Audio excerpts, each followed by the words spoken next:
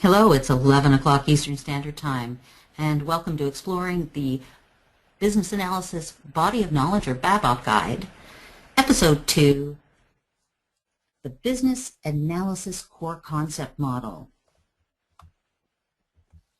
Thank you for joining us, and thank you to the International Institute for Business Analysis. Our focus is on developing the professional and developing the profession. I'd like to thank IIBA for providing these webinars, both live and recorded, on their website at iiba.org under the Professional Development tab, and look for webinars. I'm your host for today. My name's Maureen McVeigh. I'm the head of Learning and Development, and I've been a business analyst for many years in various different capacities, but I'm very pleased to be working with IIBA as part of the focus on developing the professional. I've had lots of experience in various areas of business analysis process improvement, as well as the development of communities of practice, curriculum design, and providing instruction to many VAs over the last few years.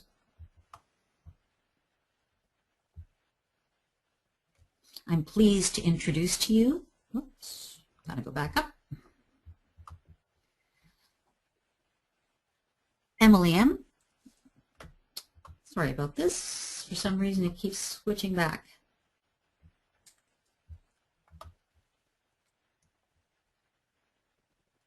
Thank you. Apologize for that.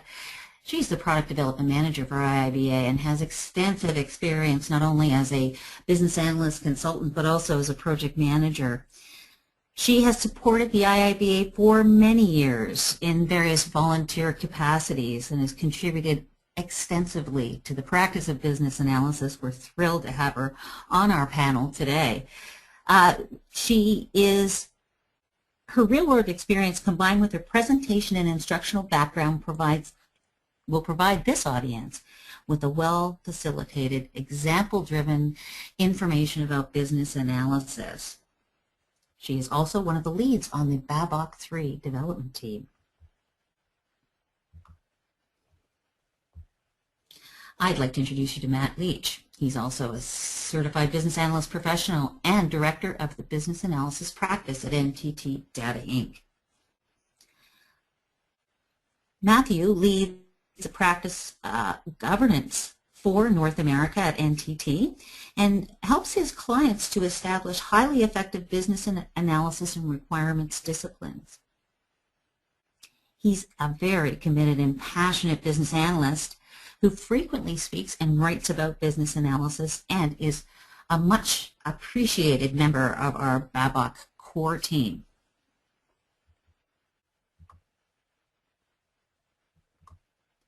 For those of you who have been on some of our webinars, you will recognize Julian Sammy. He's the IIBA Enterprise Business Analyst, and he is very passionate about not only business analysis, but the approach and view of business analysts not only from a technology perspective, but also behaviorally, and how information provides us as business analysts with the techniques and tools that we need to be able to be successful. Julian has provided the IIBA and our community with lots of information and interesting articles, quick tips, and has an extensive understanding of today's topic, which is the Business Analysis Core Concept Model, or BACCM. He's part of the BABOK core team and also has two other webinar shows, Effective Communications and this one, Exploring the BABOK Guide.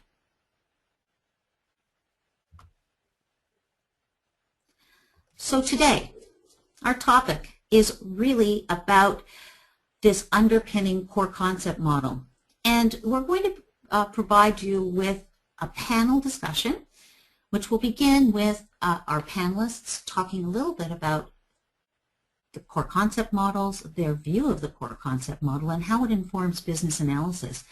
But not only how it informs business analysis, but also how it has informed their approach to business analysis in their day-to-day work.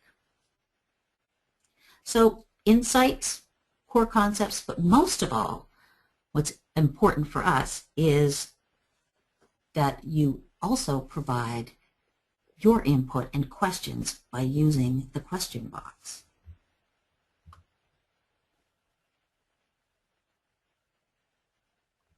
So we're hoping for an opinionated discussion amongst our BA thought leaders today, and we'll span many topics with a focus on the BACCM, but we'll touch on what is value, underlying competencies, requirements and designs, organizing principles, and a number of other things. Our BABOK Guide series will focus on these topics as we progress through each episode. Today is episode 2, and so don't forget to join us for future episodes each month.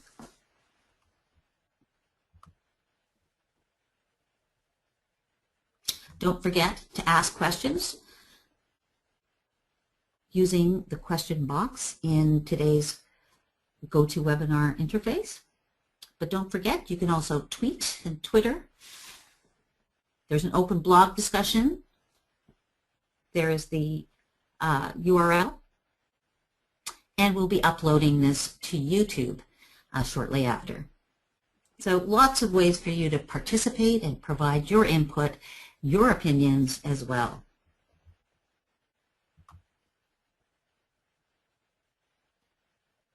So today, in the review of the BACCM, Emily will be, as the Product Development Manager of IIBA, will be discussing her point of view. Matt will also share his point of view, and Julian will provide his point of view. But first of all, he will be giving us a foundational, some foundational information about the BACCM so that we can get that discussion going.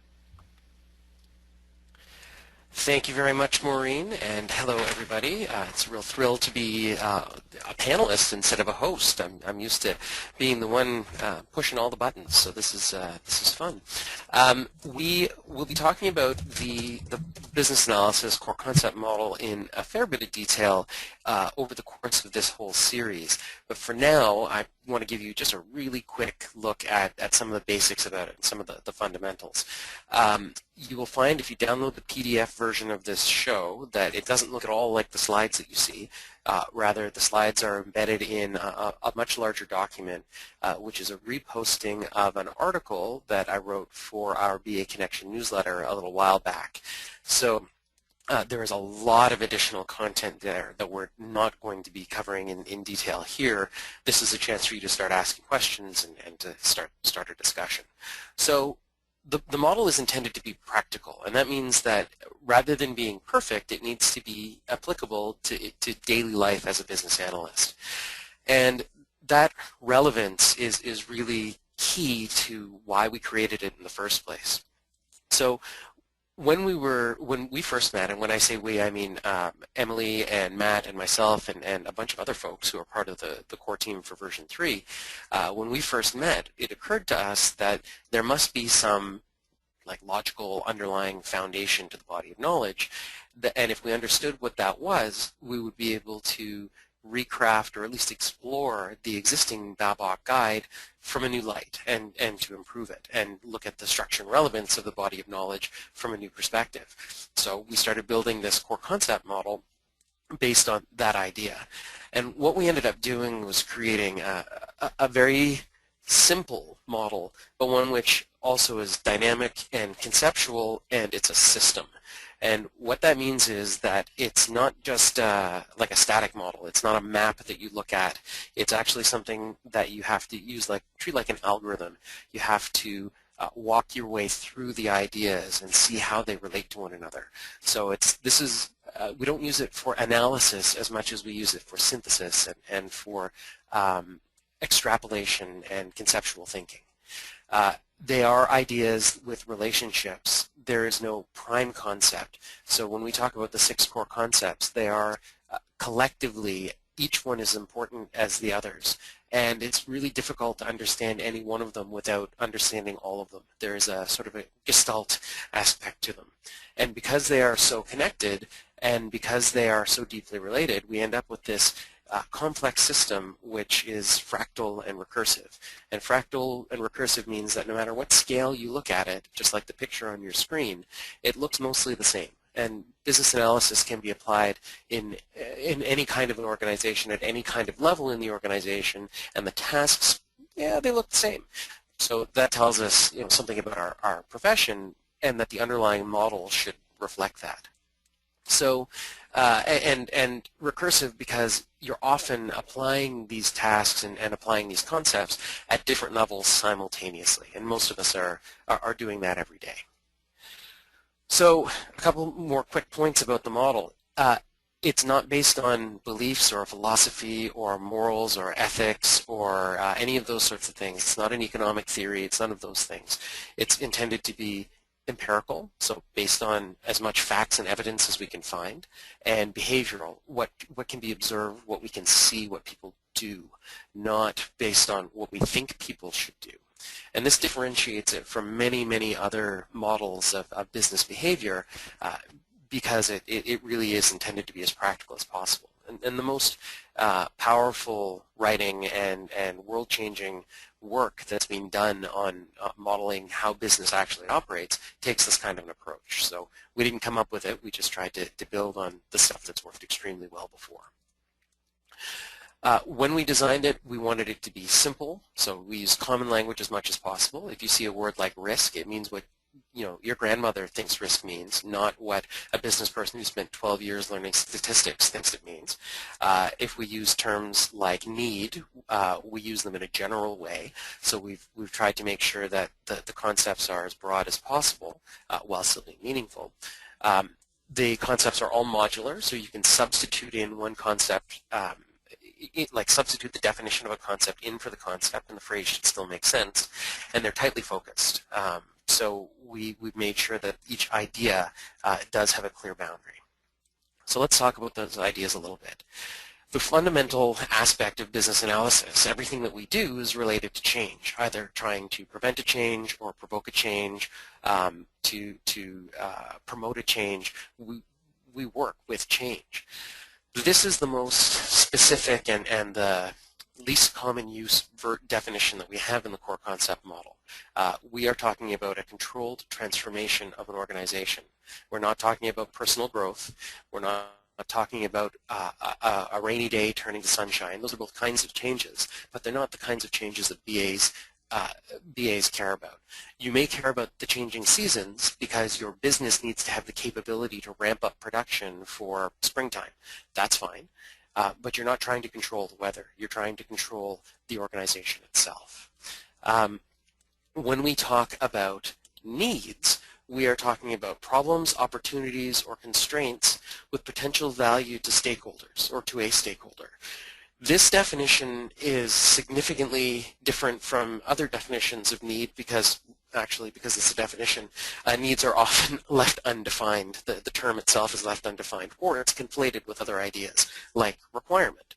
And the core concept model, one of the things that allows us to do is really simplify some definitions. So a requirement becomes a usable representation of a need. That is, a need is something which someone, it's a lack of value or a gap in value, right? That's the problem, opportunity, or constraint with potential value to someone.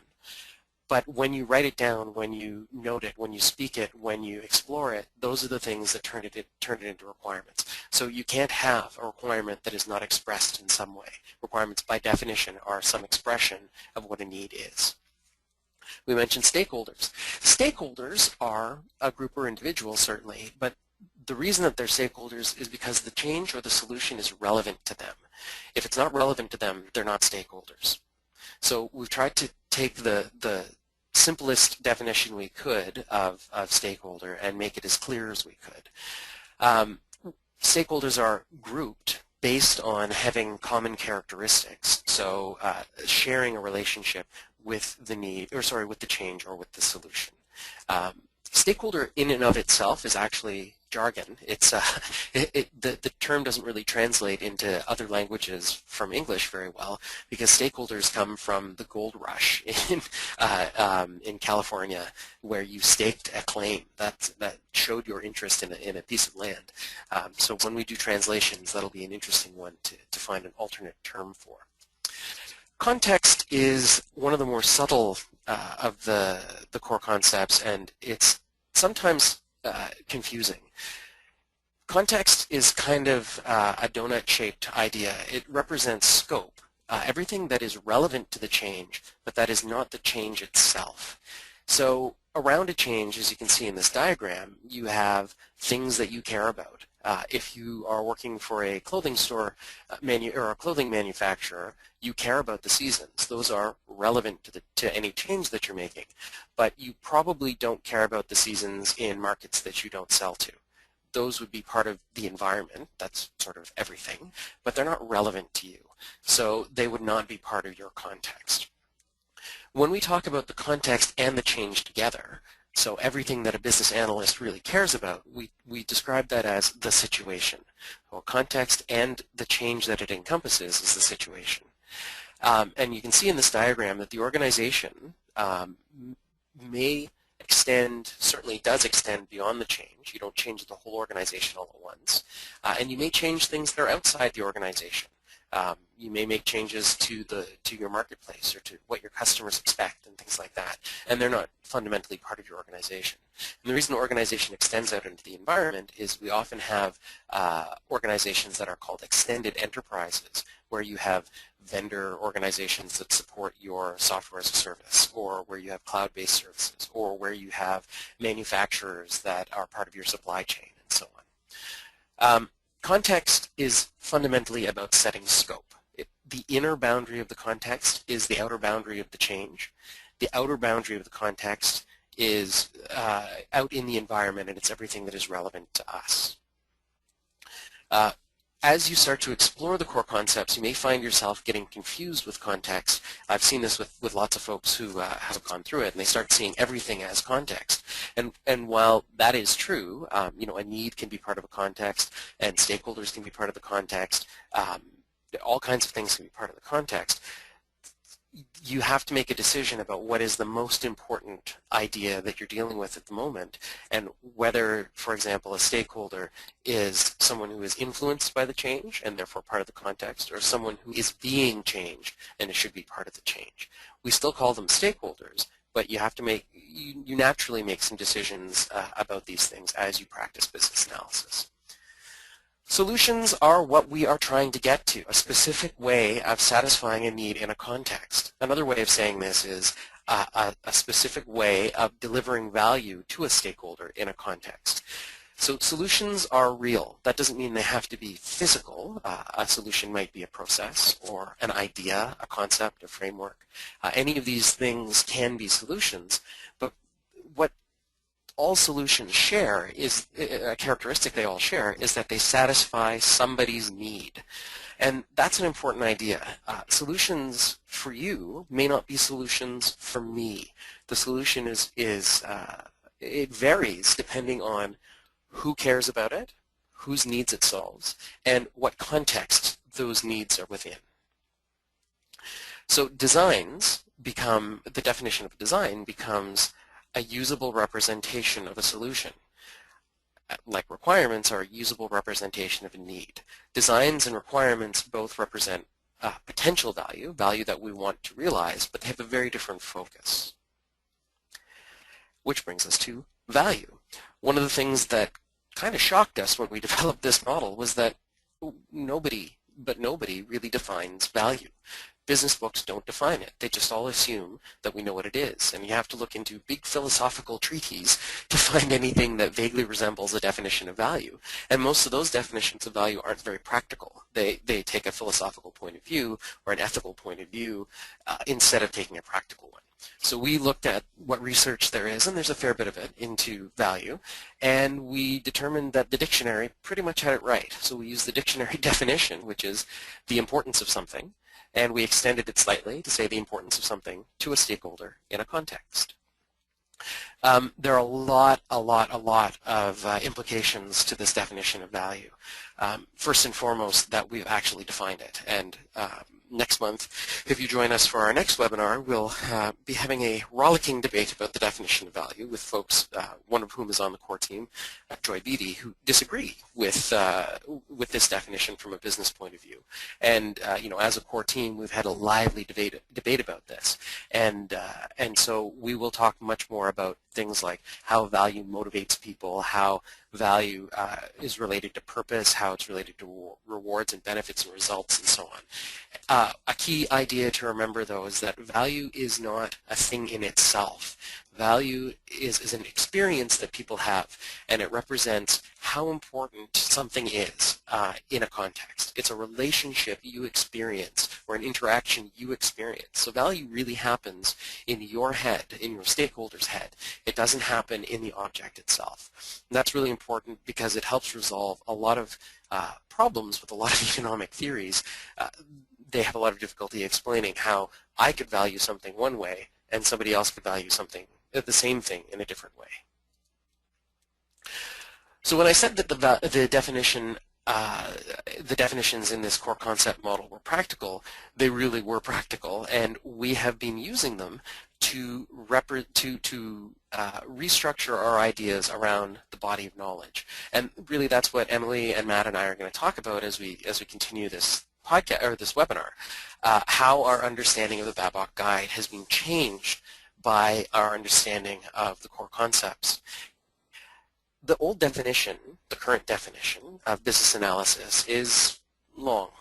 Business analysis is the set of tasks and techniques used to work as a liaison among stakeholders to understand the structure, policies, and operations of an organization and recommend solutions that enable the organization to achieve its goals. Nobody understands that very well the first time. A lot of people don't understand it very well ever, and certainly my mom never understood what it was that I did. The core concepts let us dramatically simplify that definition into something that mostly makes sense, mostly the first time you hear it. Business analysis is the practice of enabling change in an organizational context by defining needs and recommending solutions that deliver value to stakeholders. It's a lot shorter, and it makes sense. Excuse me, and it also encapsulates everything that was in the previous definition, which means that it should help us to be more effective at communicating what we do to the people we do it with and for, and sometimes to. So this model, when we arrange the core concepts into a model, we show some of the relationships that they have with each other and with themselves, like changes cause change, changes change change, and changes prevent change. And by putting them into this model, we actually can use it as the foundation for some techniques for analysis and for investigation that are quite effective and quite powerful. And of course, we'll talk about those more as the series goes on. And with that, I think it's time to hand this over to Emily, who's going to talk about what she has realized as a result of understanding the core concept model. Emily, off to you. Thank you, Julian, and thank you, Maureen, earlier for that great introduction. I've really enjoyed my time on the core team, and this model has really helped me understand some things in a different light as it relates to business analysis, and I think that's important and exciting as the profession grows and as I grow and develop as a BA. So the first thing that I'm going to talk about is what versus how. I'm sure many of you have heard the idea before that a requirement is a what and a design is a how. I know that I've heard that in training classes. I know that I've said that in training classes. And it's been the basis of a lot of ways that business analysts have drawn lines between what they do and what someone else does, and lines between responsibility and authority and ideas. And so it's been an idea, I think, that's been pervasive and used in a lot of different ways. And it seems fairly simple. And I'm a simple girl. I like that. I'm a black and white person. I like the logic of being able to say, I go this far and then I stop and then someone else does the next piece. But we all know in reality that that's not what we do as business analysts. There is no clear stop here and then pass it off and not continue on in some way, shape, or form. So what this really helped me to understand was that requirements and design are very related and they're interconnected, and the biggest difference between them is their focus. So if as an analyst I'm focused on the need, what has to be done in an organization, what objective has to be accomplished, what opportunity or constraint or problem am I addressing, then I'll deal mostly with requirements, and my focus will be on requirements, so helping to define that need and represent that need in a usable way. If my focus as an analyst is on solutions, then I start to go down the spectrum towards design. And my next point also relates to this, but I want to point out that design can mean many things to an analyst. As an IT business analyst, you think of design as a technical function. But as we start to look at business analysis in different ways, design means different things as well, and it may not be as technically based, it may not be as clearly delineated in different roles and responsibilities. The other piece that really helped me see that this was grayer than it had been before were the techniques. So if we look at the techniques that are in BABOK version 2, and we try to apply the idea that requirement equals what and design equals how, and a business analyst does requirements, it breaks automatically. So we consider techniques like prototyping, process modeling, use cases. They can't be considered simply what. There is an element of how in them. So it's important to understand that the techniques that we choose and the way that we communicate the information also helps define what our focus is. And our focus helps us decide which techniques we'll choose. So this was a really powerful realization for me. The next realization I had is related to this, but has a little bit of a different flavor. And that's based on the perspective. So my background is in IT business analysis. A lot of change in organizations have IT components, and that's where I grew up as a business analyst. And when I read the BABOK Guide, version 2, and when many other people read it, they see and feel IT business analysis. I've been in training classes and delivered training classes where people who are focused on process management, they say, I don't see what I'm doing in the way that this body of knowledge is written and the way that it's communicated. And I think that the core concept model really helps to communicate and articulate the fact that business analysis can be done outside of IT and is done outside of IT in many different ways. When we start to look at these concepts and we define them the way that we have, you can apply them across any perspective. You can look at process management. You can look at business intelligence. You can look at enterprise business analysis. And you can see how business analysis applies across those different perspectives outside of an IT arena, and it allows us to think about it and communicate and articulate it in a way that isn't IT specific.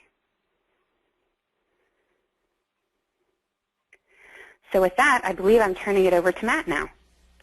Matt? Thank you, Emily.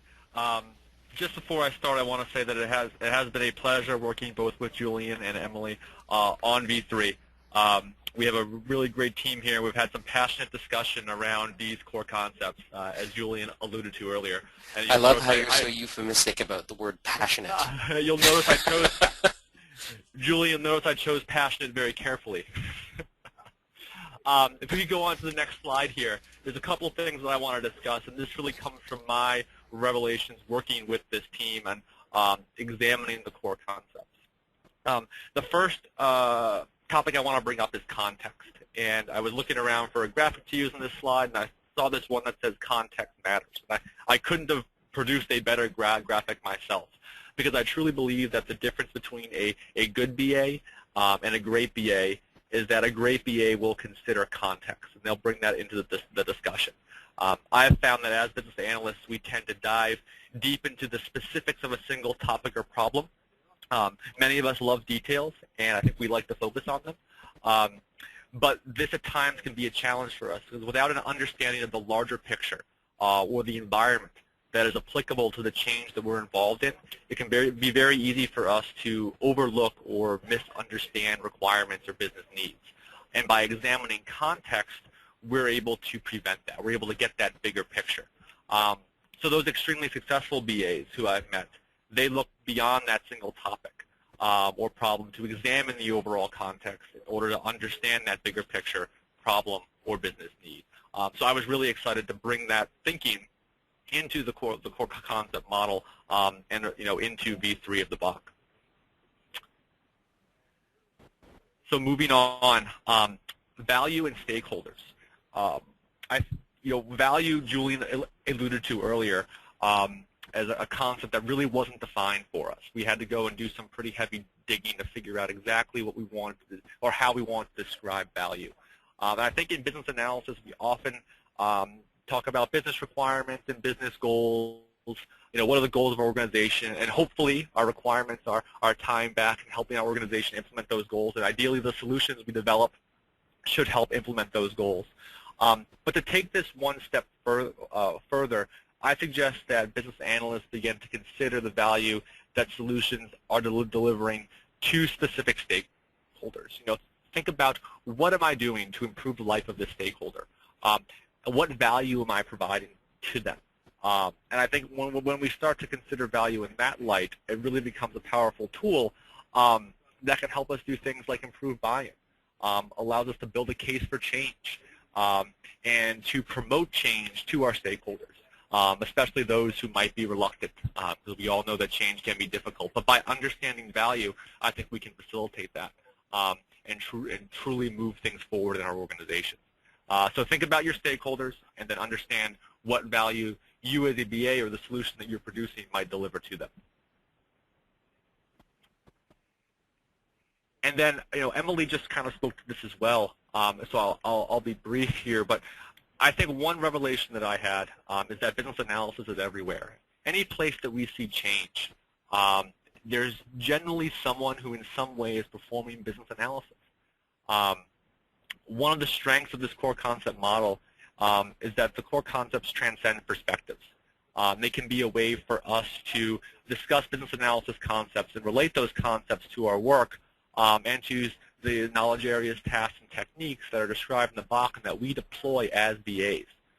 One thing that I'll challenge the BAs on this call to do is to look at the work that they're doing every day and try to identify these core concepts on their own initiatives, their own projects. Who are your stakeholders? What value are you providing? What's the true business need?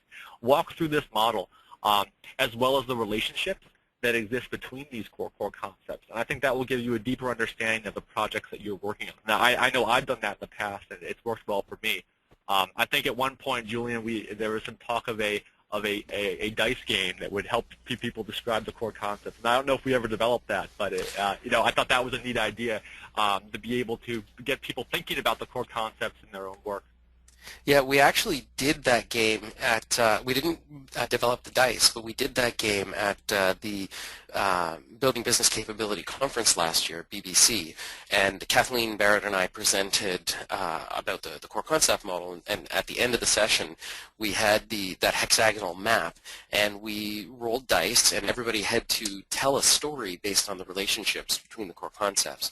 And by using the dice, what happened was you started at one concept, and the dice told you which concept to go to next. The power of that is that you don't get any observer bias or confirmation bias or any of the other biases that we all have as human beings. And so it forces you to look at things in a new light. And people make discoveries. And the question was, when do we stop? When do we stop with this game? And my answer was, well, when you discover something and when it's interesting enough that you want to dig into it. And usually it takes no more than four die rolls to find something like that you never thought of before. Right, and I know, Julian, that I've been encouraging, BAs that I work with to apply this to their everyday work, and I believe that, that idea of relationships, understanding both the core concepts and the relationships in the context of what we're working on, is a great way for us to explore the change that's taking place, right, and truly get to, both the business needs that we need to address, the stakeholders that we need to be working with, all of these concepts, and we'll get a deeper understanding for our projects. And I think in the end, produce, better results as BAs because of it. Absolutely, yeah. And it's gotten to the point now where I can no longer think about business analysis without just applying these concepts. It's just become so much a part of my practice as a BA. So I'm going to hop through mine. I think I mentioned before that value has not really been defined and by anybody, and there's some questions and comments in the question box about value. Most of the time where you read value in a business book or something like it, you'll find that what they mean is money. Or if they don't mean money, then they use special names like qualitative value or things like that. And whoever's typing on our line, if you don't mind muting, I would appreciate it. Thank you. So value really is not as well understood as one might think. And it's one of those things where we just kind of overlook it. Everybody thinks we know, and we never think about whether we really know. But that's why our profession exists, like to ask those questions. The reason that this particular picture is up is that it's diamonds falling into water, and there's a long-standing quote-unquote paradox in some economic theory, which is why are diamonds worth more money than water, when clearly diamonds don't have the same kind of utility as water. You die in a couple of days without water. You don't die in a couple of days without diamonds, at least not under normal circumstances. And the trouble is that those ideas ignore the context. They ignore the stakeholder, and they presume that value is somehow inherent in the thing itself. And we just know that's not true. It's demonstrably false. We know that beauty is in the eye of the beholder. And in fact, trade could not exist if value wasn't different between you and me. Like an apple farmer is not going to sell apples to you for anything or trade apples to you for anything if he considers the apples to be equally valuable to him as you consider them to be to you. There would be no reason to trade, right? It wouldn't be worth it. So we know that value is just not understood, and the core concept model, every time I dig into it again, every time I'm writing another article, whatever I'm doing, value is just central to our understanding of business analysis, and it's something that you should dig into too as a business analyst. As has been alluded to before, requirements and designs aren't as different as you might think or as we'd like to think. Certainly there's a point at which we stop doing work and we hand over the work that we have done to others. And we often call that thing that happens next design. That's fine to use that term. But as a business analyst, you should understand that requirements and designs are really, they're fundamentally the same thing. They are ways to represent potential value. It's just that their orientation is different. If you read a statement, for example, and it helps you understand what the potential value could be, understand the need, great, you call it a requirement. If you read the same statement and it helps you understand how you would realize that value, what are the options for making that value actually happen, it's a design. And it can be the same statement. And frequently, what one person calls a requirement, another person calls a design, because of their position in the life cycle, in the development or the solution life cycle. So if you find yourself getting into a fight about whether it's a requirement or a design, that's the wrong question. Instead of asking that question, what you should ask is, what information do you need to do what you need to do, and can I provide that? And what information do I need to do what I need to do? Can you provide that? And if you can get to what are we trying to achieve instead of what do we call it, then we make progress. And something else that this model has shown me again and again and again is that even when the BABOK guide is wrong, it's still right. Version 2 of the guide is by no means perfect, right? It's always been intended to be the starting point. It's a platform to stand on, not a box to be contained in. If you're studying for the certification for CBAP or CCBA, if you only read the BABOK guide, you are doing yourself a disservice because the BABOK guide is not the sum total of all knowledge about business analysis. It's the core of what you need to know, but it's not the whole story. And the best BAs, as Matt mentioned before, think about more than just what's in the book, right? We all know that there's more than what's in that book to the practice, really effective practice of business analysis. So the IT focus and the emphasis on projects, and there are many cases where there's information which I call it denormalized because I have a database background, but there's information that's repeated in ways that can be confusing, and it can be hard to see, for example, how the enterprise analysis knowledge area isn't the same as project initiation and so on. There's all kinds of things like that to consider, and yet as you dig into it and as you interpret it a little bit, it all hangs together, and it hangs together extraordinarily well. So with all the things that we talk about here and any critiques and criticisms and realizations and so on about the body of knowledge, I got to say, the more I dug into that thing, and I think Matt and Emily may agree with this, the more we dug into it, the more right it was, even if it wasn't said exactly right. And with that, I'm going to hand this back over to Maureen to get us ready for the Q&A. Well, thank you very much, my panel. And just a quick little note to remember for everybody. Don't forget that we have a continuing series of this on the BABOK and ideas around business analysis, and on many other webinars. So if you go to iiba.org, professional development, and on the left-hand side of the screen, you'll see webinars. You'll find lots of great topics, including our next session on the BABOK. I have a little bit of a delay on my screen. Thank you. So our next topic, don't forget to sign up for it, is about what is value. So Julian's second to last slide really got me thinking, and our next webinar will be on value. So without further ado, let's get to the questions. There's been a lot of questions in the question box. And I scrolled back up a little bit, and I apologize first if I mispronounce your names, but Awaisi Ahmed asks a question about value. And his statement is, really, what's the relationship between value and benefits? Shouldn't the BA be focused on benefits? And I guess I'll pass it on to Julian first with that question. Sure. So in the model itself, there are many, call it levels of detail. We have the simplest, highest level, most abstract, which is that little pinwheel picture. And then we have that hexagon that has all the lines in between it. And then there's another level of detail that is as yet unpublished, where we look at the relationships between the core concepts and lots and lots and lots of other key terms, like requirement and design and benefit.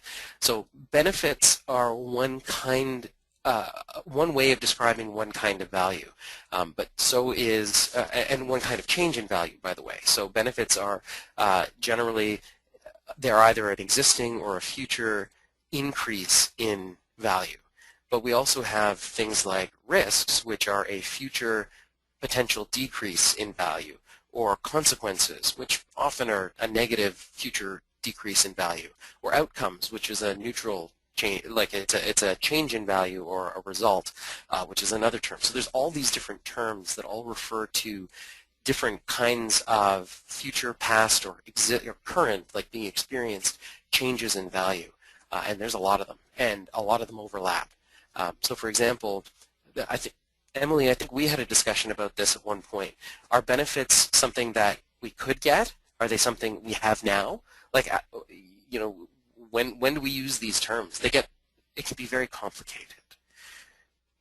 It absolutely can be, and I think that one of the other things that is important for me when I consider value as it relates to benefits or sort of differently from benefits. I mean, value is the importance of something. So value can inform lots of other activities that we do as business analysts. One of the ones that I think is very common is prioritization. So understanding the potential value of something or its relative importance really informs our prioritization of requirements. And so that, I think, puts it in a different light for me than benefits. When I think of benefits, I think of it more as the cost-benefit analysis, that real more quantitative feel of it, and value to me is slightly different with its relative importance. Yeah, Matt, you and I had a lot of discussions about prioritization too, because fundamentally when you prioritize, you're making a value decision, right? Like what's most important, either in terms of time, like what do we need to do first, or what's most important in terms of benefits or reduction of risk and things like that. Do you have any thoughts on how that relates to the discussion of value in the practice? Yes, Julian. I think when you look at the concept of prioritization, value truly comes into play, as Emily just alluded to. And value is one characteristic or one of the core concepts here that we can use to enable prioritization. There are others, such as dependencies that might exist or constraints that we might have on the solution that we're deploying. But value at its core really should drive prioritization. We want to deliver the maximum value to our stakeholders, and prioritization is one way we do that through our solutions.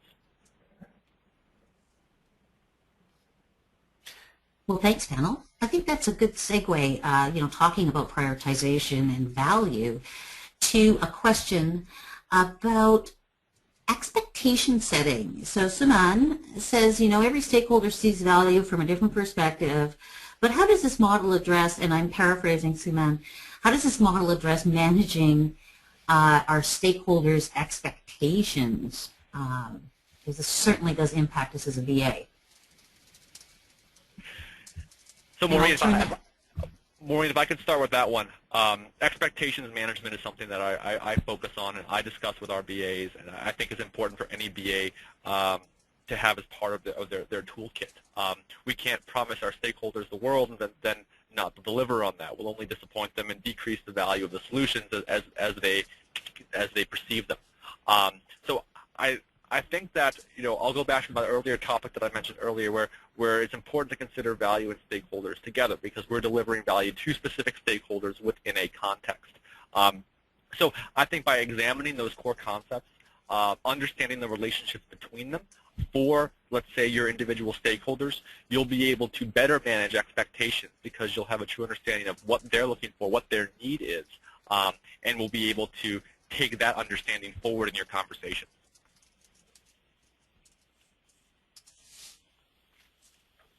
That's really good. Any comments from? Oh, Maureen cut off there. I think. Sorry about that. Can you hear me No problem. now? Yeah, we lost you for a second there, but you're back. Sorry, you were going to ask Okay. Emily for a comment, I think? Yeah, Emily, on managing expectations, and you were talking about we're supposed to describe the what, not the how, and the differences between requirements and design. And in managing expectations, do you see a BA as an architect to describe the big picture for our stakeholders to be able to manage their expectations? I'm not asking this question very well, but I hope you can pick it up for me. Well, yeah, you're causing some different thoughts as you keep going because you're saying some very interesting things. I think that in terms of managing expectations and the core concept model, the core concepts just help us have different ways to talk about things with stakeholders in a very clear and succinct language. There's not a lot of jargon. They're very clear definitions. So when you talk about managing expectations, if stakeholders understand the need and they understand translating that into a solution and they understand value and they understand these core concepts, there's just different ways to share that information with them. And I think in very clear ways. I have the same problem, Julian, with my mom who has no idea what I do. And I'm hoping that some of these definitions will help make that a little clearer so I don't have to tell her every time I see her. Yeah, it does really help, doesn't it? Yeah. So I think that's part of the support within expectation management. In terms of being able to define the big picture and the what and the how and requirements and design, I think that what this model has done is not changed the way business analysis is done, but given different language and clearer definitions for continuing to do what we do and help to explain what we do and grow our profession. So I think what we did when we looked at BACCM and we started to talk about what it really meant and what was this underlying idea that everything was based on, those ideas are based on things that happen now. And we were just trying to find different ways to say it and different ways to relate the current material to that so that it would help us improve and grow the profession. So I don't think we're proposing that the role is really changing or the way that we do things is completely different than it was before. It's a matter of connecting the dots and bringing it all together. Yeah, that's a great point. Like, and I think that's a better way of saying even when it's wrong, it's right. Like the BABOK is written for business analysts, not for employers of business analysts or project managers or customers or any of those people. It's written for us, by us, for us, and so the way we represent our profession to ourselves is really important. But you shouldn't expect anybody else to understand the BABOK guide. Like anybody who's not a BA to really understand the BABOK guide in any depth. So we need some way of describing what we do that isn't a set of tasks. And this the core concept model has certainly helped me do that, and I think it's helping other people do it too.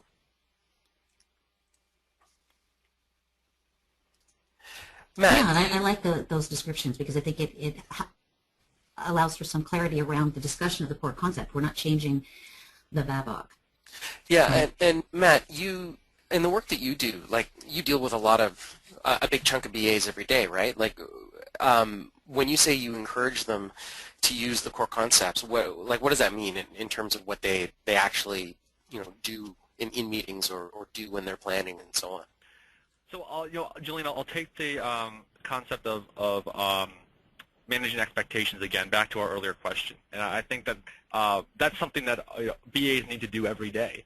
And by looking at the core concepts, I believe you can successfully enable managing expectations because you get a better understanding of some of the relationships that exist between those core concepts and can apply that to your work. So if you understand how you're delivering value to a stakeholder, it's very easy for you to go and have a conversation with that stakeholder about the change that's being undertaken and describe for that individual why it's going to be a good thing for them. And so by understanding the relationships between those core concepts, you've then enabled that BA to be more successful in their role. And I'm excited for V3 and some of the changes that we're making because I think we can bring some of this thinking to the larger BA profession.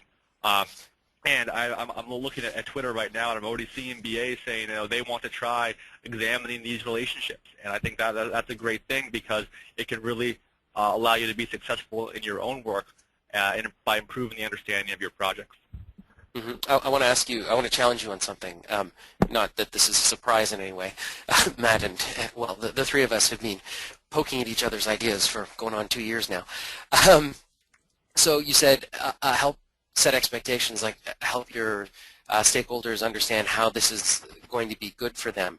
But we know that in lots of cases it's not going to be good. Like a lot of change resistance doesn't come from people just being obstinate. It comes from them really seeing at least a short-term decrease in value from their point of view.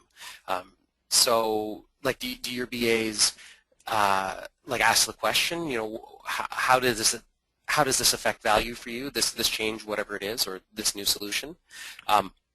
Because sometimes people say, well, it's going to make life worse. You know what? I doubt they're asking the question in quite those terms. But I think that's a point we want to get to. We want to understand the total picture of value. And I think at one point, Julian, we were discussing negative value, which is kind of an odd concept, right? How can you have negative value? But you can. You can have something that is going to cause pain or dissatisfaction for one individual. But we need to understand that, and I think the core concept model helps us understand that and can facilitate those conversations. I'd like to think that as business analysts, again, we're building that big picture, and part of that big picture can include not just benefits or value in the short term, but in the long term. What's the roadmap for improvement? And we can get to those types of conversations by asking questions around the core concepts. Yeah, that makes sense. Well, we only have a few minutes left, so I want to just bring up what was mentioned, I think, earlier in this discussion, was that business analysis goes beyond information technology, and it often happens outside of projects and certainly outside of IT. And so any discussion on that I know these core concepts apply whether you're in a project or in IT, but how about some discussion on the value to the business of this core concept model if you don't have the title business analyst? How can this help an organization outside of an IT project? So my first thought is that because this is the core concept model itself really does help show that business analysis happens, all over the place in an organization. I think Emily was talking about that too, and Matt as well. I mean, this is a common theme for us, and it can be because they're core concepts. They're very basic concepts. They strip away a lot of the stuff that has to do with how you execute your particular job. I'm an enterprise business analyst. I don't do a lot of project work, and yet I know that the tasks I perform are identical to the tasks being performed by we have a project business analyst in IIBA. We can have a conversation about the things that we're doing at the level of the core concept model and translate the activities and even the services I provide and the services she provides into, we can use a common language to describe them. And that shows, now in IIBA this isn't a big deal, but that shows management that there is a career path. There's a connection between what a project BA and an enterprise BA do and other kinds of business analysis work. I think it shows that there are different specializations and different roles, but it's still the same. It's the same profession. Yeah, along those lines, I'm thinking as well. and you said, shows management how those roles align. And what I was thinking as you were talking was about job descriptions and job roles and career paths. And an organization can really clearly define who a business analyst is by using these core concepts and understanding the activities that are related to these concepts. So if I perform activities within this model, you might have called me a systems analyst, you could have called me a management analyst, a benefit analyst. There's all sorts of different titles, but the idea that they're the same core activities and they require the same skills and abilities in order to perform them is a really important idea for human resources department to be able to identify the right people to recruit and hire for positions. It helps identify how to classify people and how to move them across the organization. So I think that's a really powerful use for this model outside of a business analyst. Emily, to add to that, when I'm out speaking to BAs, and other people we might be working with, a lot of times there's confusion around, well, what exactly is the BA role? And you see lots of different people with different titles who are actually performing business analysis. And one thing I like about the core concept model is it provides us a platform to have conversations around the work we do regardless of title. The ideas of value and needs and solutions are straightforward enough that whether I consider myself a systems analyst, a management consultant, or an enterprise business analyst, I can relate those concepts back to my work and understand how I'm performing business analysis. Thank you so much, Matt. And I think that's a really good point because there's a few questions, on the chat box here about, who plays what role and who's responsible for what and how do we all play together. And this really opened my eyes to understand that we can get hung up on titles, etc. So thank you very much. Well, we are just 2 minutes before the end of our session, and I wanted to thank very much Matthew Leach for participating and giving us his insight, Emily Lamb for giving us lots of information to think about with regards to the role of the BA, value, and of course always Julian Sammy with mind-expanding information that makes us look and consider business analysis from many different perspectives. Our contact information and tweet information is here. If you have any comments about the webinar, my email address is below. And I wanted to thank everyone, especially the participants, for joining us today in the discussion about the BA Core Concept Model. IIBA thanks you, and I hope that everyone has a wonderful day.